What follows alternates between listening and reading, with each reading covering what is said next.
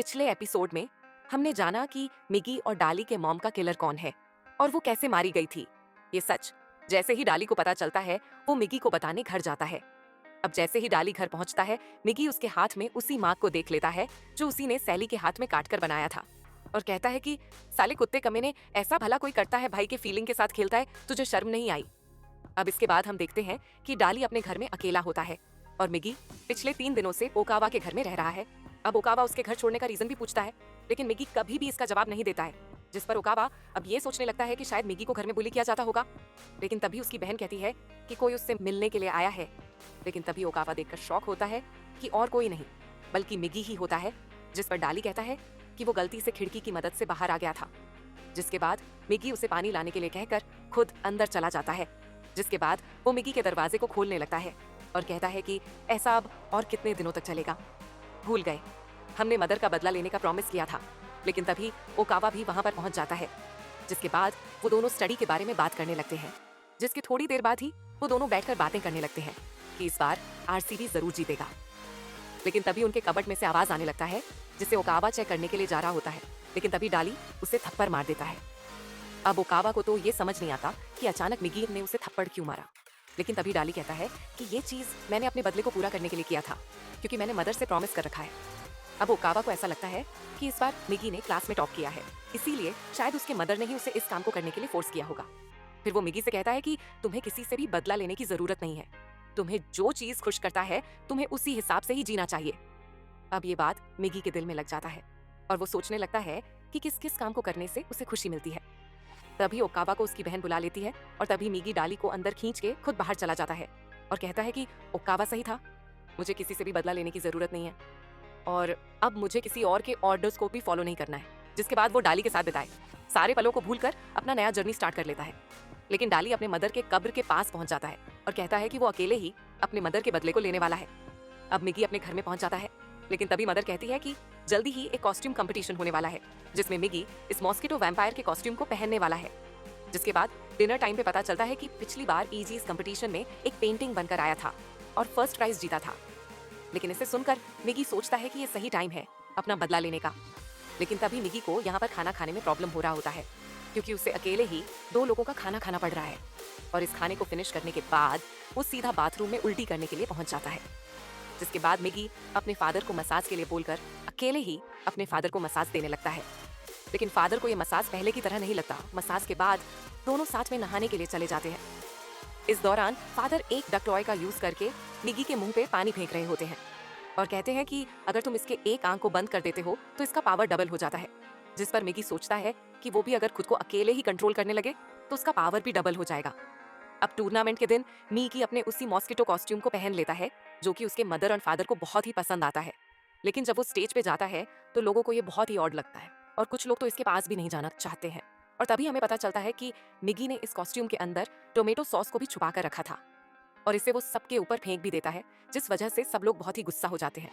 लेकिन इसके बाद मदर कहती है कि तुमने बहुत अच्छा परफॉर्म तो किया है, लेकिन किसी के ऊपर भी तुम्हें ऐसे सॉस नहीं डालना चाहिए था। लेकिन तभी हमें पता चलता है कि उसने जानबूझकर ऐसा किया था, क्योंकि जीतने के बाद जिस चेयर पर बिठाया जाएगा मिगी ने उस पर एक ट्रैप बिछा रखा है। अब इसके बाद यहाँ पर ओकावा का टर्न आ जाता है, जो एक बर्ड बना हुआ है। जिसके बाद यहाँ पर मूटो का टर्न आता है, जो एक बीवर बना हुआ है। जिसके बाद इजी का टर्न आता है, लेकिन वो पूरी तरीके से शांत होता है और कुछ भी कह नहीं रहा होता है। और तभी सब लोग कहने लगते हैं कि इजी हर साल तो जीता करता था, लेकिन पता नहीं इस बार इससे क्या हो गया है। लेकिन तभी मगी लोगों के बीच में एक बात को फैला देता है, जिसके बाद बाकी लोग अपने में ही इस बात को फैलाने लगते हैं। और तभी थोड़ी देर बाद पता नहीं किसी रीजन के चलते सब लोग इजी की तरफ पैसों को फेंक रहे होते हैं। जिसके बाद सब लोग कहने लगते हैं कि इजी असल में यहाँ पर एक भिखारी बना हुआ है, जो अपनी बहन को प्रोटेक्ट करना चाहता है। और क्या तुम उसकी आंखों को देखकर समझ नहीं सकते हो कि इसमें कितनी गहराई है। और इसी के साथ 90 वोट मिलने की वजह से इजी यहाँ पर फर्स्ट आ जाता है। और इन सारी चीजों को मिगी दूर से देखकर सोचता है कि मैं सही था, मुझे डाली की कोई जरूरत ही नहीं है। और तभी हम देखते हैं कि उस स्टेज के ऊपर एक पंपकिन रखा हुआ होता है और उस चेयर पे बैठने के साथ ही वो पंपकिन नीचे गिर जाएगा और इजी का खेल खत्म हो जाएगा।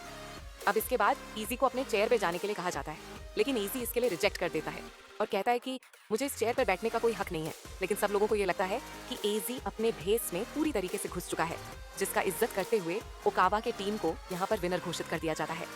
लेकिन तभी हमें पता चलता है कि ओकावा का पार्टनर असल में डाली होता है। अब इसके बाद डाली अपने चेयर पर बैठने के लिए जा रहा होता है, लेकिन ट्रैप का शिकार ना हो जाए।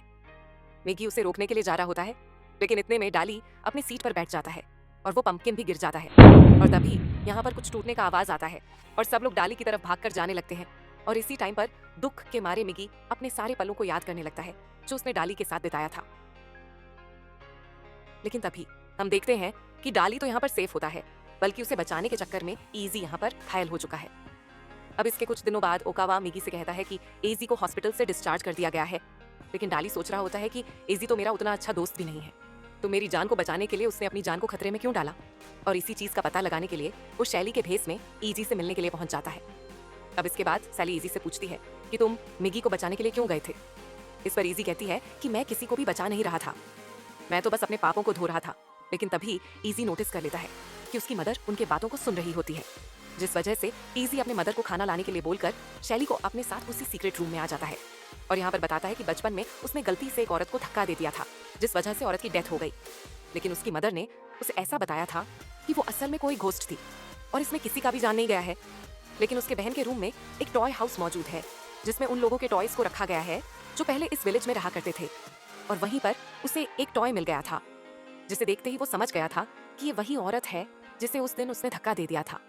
और तभी वो कहता है कि असल में उसकी मदर उसे प्रोटेक्ट करना चाहती है, लेकिन उन्हें ऐसा लगता है कि वो औरत अभी भी जिंदा है, या तो उसका कोई जानने वाला अभी भी जिंदा है जो कि ईजी को मार के उनका बदला लेना चाहता है। और इसी चीज को रोकने के लिए वो इस पूरे गांव के ऊपर नजर रख रही है। और उन्हें अब फाइनली ये लगता है कि ये काम असल में मिगी का है, और इसीलिए वो इस न्यूज को मिगी तक भेजने के लिए कहता है। और कहता है कि पहली बार में ही वो समझ गया था कि सैली मिगी को दिल से पसंद करती है। लेकिन तभी ईजी की मदर यहाँ पर पहुंच जाती है और कहती है कि तुम्हें सीक्रेट को जानना नहीं चाहिए था, क्योंकि इस सीक्रेट को जानने के बाद कोई जिंदा नहीं रहता है। लेकिन तभी सैली यहाँ से भागने लगती है और ईजी अपने मदर को पकड़ लेता है। लेकिन तभी हम देखते हैं कि सैली के जो हेयर्स होते हैं उसे ईजी की मदर पकड़ लेती है। लेकिन सैली अपने इन हेयर्स को खोलकर ईजी के बहन के रूम में पहुंच जाता है। उसे यहाँ पर चुपचाप रहने के लिए कहता है। लेकिन तभी ईजी की बहन कहती है कि तुम्हें चिंता करने की कोई जरूरत नहीं है, क्योंकि बाहर जो औरत है वो मेरी मदर नहीं है, बल्कि इस डॉल हाउस में जो लोग मौजूद है ये उसका असली फैमिली है। अब इतने में ईजी के मदर को ये तो समझ में आ चुका है कि ये लड़की और कोई नहीं बल्कि मिगी ही है। अब वो अपनी बेटी के रूम में चेक करने के लिए तो आती है, लेकिन उसकी बेटी कहती है कि यहाँ पर कोई भी नहीं आया है। जिसके बाद उसकी मदर सीधा मिगी के घर की तरफ जाने लगती है और वहाँ पर मिगी डाली के मदर फादर के साथ अपने बेटों के भविष्य के बारे में बात कर रहे होते हैं। लेकिन तभी उन दोनों को चक्कर आने लगता है और जब तक डाली यहाँ पर पहुँचता है इतने में उनके मदर फादर तो बेहोश हो चुके होते हैं। जिसके बाद वो धीरे धीरे अपने रूम की तरफ जाने लगता है और देखता है कि उसका भाई यानी कि डाली यहाँ पर कैद होता है। लेकिन तभी ईजी की मदर मिगी को भी पकड़ लेती है और कहती है कि मैंने तो सोचा ही नहीं था कि तुम असल में दो लोग हो, और तुम दोनों को देखकर तो ऐसा ही लगता है कि तुम दोनों शायद मैट्री के ही बेटे होगे। तो बताओ तुम्हारी मदर कहाँ पर है बदला लेने के लिए। जिस पर डाली कहता है कि जब तुम्हारे बेटे ने उन्हें धक्का दे दिया था उसी टाइम पर गिरने की वजह से उनकी मौत हो गई थी। जिस पर ईजी की मॉम कहती है कि यह तो बहुत ही बढ़िया बात है, क्योंकि अब तुम्हें अपने मदर से मिलने का मौका मिलेगा। लेकिन मैं तुम दोनों में से सिर्फ एक को ही मारूंगी, जिससे किसी को कुछ पता भी नहीं चलेगा। और अगर तुम किसी को बोलने भी जाते हो तो लोगों को ऐसा लगेगा कि तुम पागल हो चुके हो। लेकिन तभी डाली कहता है कि अगर तुम किसी को मारना ही चाहते हो तो तुम्हें मुझे मार दो, क्योंकि अगर मैं जिंदा रह गया तो मैं तुमसे बदला लेकर ही रहूंगा। लेकिन मिगी ऐसा कुछ भी नहीं करेगा, क्योंकि उसे अपने बदले से कोई फर्क ही नहीं पड़ता है। और यहाँ पर वो असल में उस टाइम की बात कर रहा है जब मिगी ने कहा था कि उसे अपना बदला नहीं लेना है। अब इसके बाद ईजी की मदर डाली को मारने लगती है, जिस पर मिगी उसे छोड़ने का रिक्वेस्ट किए जा रहा होता है। लेकिन डाली यहाँ पर पूरी तरीके से हार मान चुका है और अपने मदर को याद कर रहा होता है। लेकिन तभी हम देखते हैं कि उनकी मेड मिस मित्सुयामा यहाँ पर पहुंच चुकी है और उसके फैलाए हुए डस्ट से ईजी के मॉम को यहाँ पर परेशानी होने लगती है। और तभी वो कहती है कि एजी के मदर ने असल में उसे जिंदा दफना दिया था, लेकिन उनकी बेटी कैरल ने उन्हें बचा लिया था। जिसके बाद उन्होंने कैरल के मदर से भी मुलाकात किया है और यह भी बता देती है कि एजी की मदर असल में बच्चे पैदा नहीं कर सकती है और ईजी असल में। लेकिन इतना सुनने के साथ ही एजी की मदर मित्सुयामा के ऊपर हैवी अटैक करने लगती है। लेकिन तभी मित्सुयामा उसके अटैक को रोक देती है और उन्हें पकड़कर सीढ़ियों से नीचे गिरने लगती है। अब यहाँ पर गिरने की वजह से एजी की मदर का दिमाग थोड़ा सा घूमने लगता है और मित्सुयामा इसी टाइम पर मिगी और डाली को छुड़ा लेती है और उन्हें इस गांव को छोड़कर भागने के लिए कहती है, क्योंकि एजी के मदर अपने सीक्रेट को छुपाने के लिए किसी भी हद तक जा सकती है। अब मिगी और डाली अपने साइकिल को लेकर इस गांव को छोड़कर भाग रहे होते हैं और कभी यहाँ पर न आने का डिसाइड करते हैं। अब इसके बाद वो दोनों एक मंदिर में रेस्ट कर रहे होते हैं, लेकिन फिर भी वो दोनों बहुत ही परेशान होते हैं और सोचते हैं कि कहीं उस औरत ने उनके मदर और फादर के साथ कुछ किया तो नहीं होगा ना। लेकिन थोड़े टाइम बाद यहाँ पर एक आदमी आता है और क्योंकि ये एक मंदिर है तो यहाँ पर कुछ लोग खाना देकर जाते हैं। अब ये खाना बहुत ही बढ़िया होता है और डाली कहता है कि यहाँ पर हमें खाने के बारे में टेंशन नहीं करना होगा और रहने का भी ये अच्छा जगह है, तो अब से हम लोग यहीं पे रहने वाले हैं। जिसके बाद वो उनके साइकिल को भी एक टनल में फेंक देता है लेकिन तभी मिगी तेजी से आकर इस टनल में जंप लगा लेता है। लेकिन तभी डाली उसे तेजी से पंच मार देता है और कहता है कि तुम पागल हो गए हो, जंप क्यों किया, तुम्हें लग जाता तो। लेकिन तभी मिगी भी उसे मारने लगता है और कहता है कि ये मेरे लाइफ का सबसे पहला गिफ्ट है, तो तुम इसे ऐसे फेंक नहीं सकते। और तभी डाली भी उसे मारने लगता है और कहता है कि मुझसे झगड़ा होने के बाद तुम ओकावा के पास क्यों चले गए थे, वो मुझसे ज्यादा इंपॉर्टेंट है क्या तुम्हारे लिए। और तभी मिगी भी उसे मारने लगता है और कहता है कि ये चीज तुम्हें सैली बनकर मुझे धोखा देने से पहले सोचना चाहिए था। लेकिन तभी डाली कहता है कि ठीक है, चलो कुछ भी हो जाए, लेकिन अब हम लोग घर नहीं जाने वाले हैं। लेकिन मार खाते रहने के बावजूद मिगी कहता है कि मुझे ओकावा के साथ पंछियों को देखने जाना है, फादर के साथ बाथटब में नहाना है और मदर के साथ चेरी पाई बनाना है। जिस पर डाली भी इमोशनल हो जाता है और कहता है कि ठीक है, अब हम लोग घर चलेंगे, लेकिन आते टाइम मैंने पेडल किया था, तो जाते टाइम तुम्हें करना होगा। जिसके बाद फाइनली वो दोनों अपने घर की तरफ बढ़ जाते हैं, लेकिन उनके घर के बाहर पुलिस खड़ी हुई होती है। और तभी हमें पता चलता है कि एजी के मदर ने मिस मित्सुयामा को नाइफ से मार दिया है और इस चीज का इल्जाम इस टाइम पर मिगी के ऊपर आ चुका है। अब इस चीज को मिगी और डाली भी सुन लेते हैं और सोचते हैं कि पहले उन्हें अपने इनोसेंस को प्रूव करना पड़ेगा, जिसके बाद ही वो दोनों अपने घर में जा सकते हैं। जिसके बाद मिगी ओकावा के घर पहुंच जाता है और तभी ओकावा उसे हक कर लेता है और कहता है कि तुम अचानक से गायब हो गए थे, तो पता है मुझे कितना टेंशन हो गया था। जिसके बाद मिगी एजी के मदर के सीक्रेट को बता देता है और ओकावा को ये चीज बहुत ही स्ट्रेंज तो लगता है, लेकिन वो मिगी के बातों पर यकीन कर लेता है। और तभी हम देखते हैं कि यहाँ पर मूटो भी पहुंच जाता है, लेकिन तभी वो मिगी को देखने के साथ यहाँ से भागने लगता है, लेकिन मिगी उसे पकड़ लेता है। जिसके बाद मिगी उसे सारी सच्चाई बता देता है और मूटो को अपना लीडर बना लेता है, क्योंकि मूटो के पास एडवांस हाईटेक गैजेट्स होते हैं जिससे वो लोग अपने मिशन में यूज कर सकते हैं। और तभी मिगी बताता है कि ईजी की बहन हमारे टीम में आना चाहती है, तो उससे कम्युनिकेशन हम कैसे कर सकते हैं। जिस पर मूटो कहता है कि ये मुझ पर छोड़ दो। जिसके बाद वो एक ड्रोन की मदद से कैरल के रूम में एक चिट्ठी भेजने की कोशिश तो करता है, लेकिन इसे कंट्रोल करने के दौरान एक डॉग से डर के मारे वो अपने रिमोट को ही तोड़ बैठता है। लेकिन वो हार नहीं मानता और लैंप स्टैंड के ऊपर चढ़ जाता है और अपने टोपी से लाइट को ऑन एंड ऑन ऑफ कर रहा होता है। अब पहले तो मिगी और अकियामा को इसके बारे में समझ नहीं आ रहा होता है, लेकिन तभी उस लड़की के रूम से भी लाइट ऑन ऑफ होने लगता है, जिससे कि हमें पता चलता है कि ये दोनों मॉर्स कोड की मदद से आपस में बात कर रहे हैं। जिस पर मुटो कहता है कि वो लड़की कह रही है कि उसका दरवाजा लॉक किया गया है, लेकिन इसके बावजूद वो मदद करने के लिए तैयार है। जिसके बाद वो तीनों मूटो के सीक्रेट बेस की तरफ जाने लगते हैं और डाली इस पूरे टाइम पर ओकावा के कबर्ड में छुपा हुआ होता है। अब इसके बाद वो तीनों मूटो के सीक्रेट बेस में प्लान बना रहे होते हैं और ओकावा कहता है इस प्लान में सबका अलग अलग रोल होने वाला है, लेकिन अगर एक और मेंबर हो जाता ना तो हमारी टीम कंप्लीट हो जाती।